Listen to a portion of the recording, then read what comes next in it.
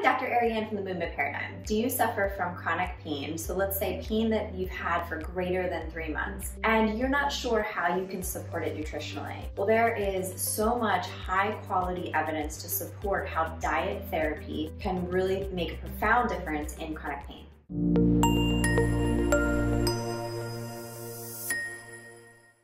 Chronic pain is associated with pro-inflammatory states that is associated with what we refer to as peripheral and central sensitization. This is when the brain is perceiving that there's pain and even perceiving that there's a heightened sense of pain with very little stimuli, yet there is no tissue damage at some point. Additionally, the mitochondria, which is essentially the powerhouse of our cells, are also associated with chronic pain.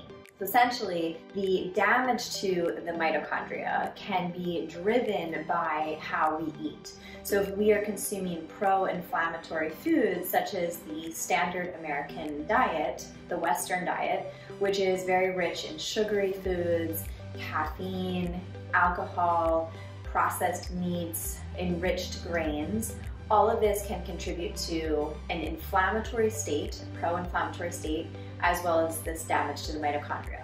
So therefore, with the standard American diet or Western diet, there becomes this imbalance between our essential fatty acids, which we need for optimal health, and these pro-inflammatory markers. So that's where specific diet therapy comes in.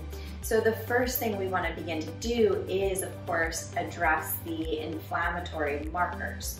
So we want to think about how can we decrease inflammation in the diet. The Mediterranean diet is actually one of the best examples and well-researched diets that has been shown to decrease inflammation. So think of fish, legumes, olive oil, very low in grains, high in vegetables. All of that is what we'd refer to as an anti-inflammatory diet. So let's talk about 5 specific ways that you can begin to address your chronic pain through diet. Number 1, as I already mentioned, but also want to reinforce, is decreasing inflammation. So the best way to do this is through an elimination diet. So that would be eliminating the potentially pro-inflammatory foods for you for at least 3 weeks and then slowly reintroducing them. So just to give you some ideas, it would be gluten, dairy, sugar, alcohol, caffeine, so coffee, tea, corn, soy, processed meats, red meat, shellfish. So that would be kind of going all in. But once again, if you didn't want to do that, you could do a modified version. You do want to eliminate gluten and dairy. Those are definitely can play a role in inflammation and specifically chronic pain. And if you're eating a lot of sugar, this is a great place to start. This is a huge pro-inflammatory agent. So beginning to decrease sugar in your diet would be very beneficial.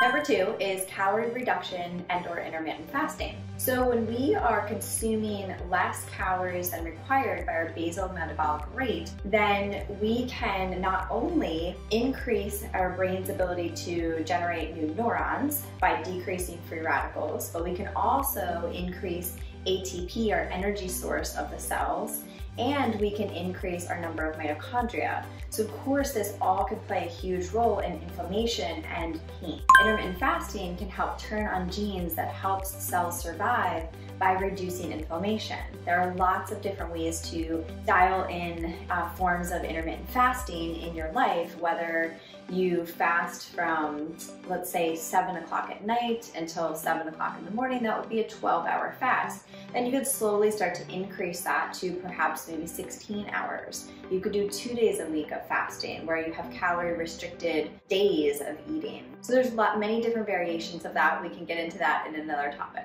Number 4 is specific nutrient supplementation. So things like omega-3s, vitamin D, vitamin B12, and magnesium have actually been shown to really impact chronic pain specifically. There are other nutrients that also help with chronic pelvic pain. In addition to the nutrients just mentioned, vitamin E, B1, and B3 are also very helpful in, again, chronic pelvic pain.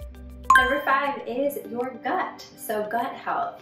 So 70% of your immune system is in your gut. So how your microbiome is really driving your inflammation, your immune system is really powerful. So do we need to include prebiotics, probiotics Do you need a specific gut health protocol? But if we are not managing gut health properly, then we can be assured that we're most likely not managing chronic pain and inflammation well either.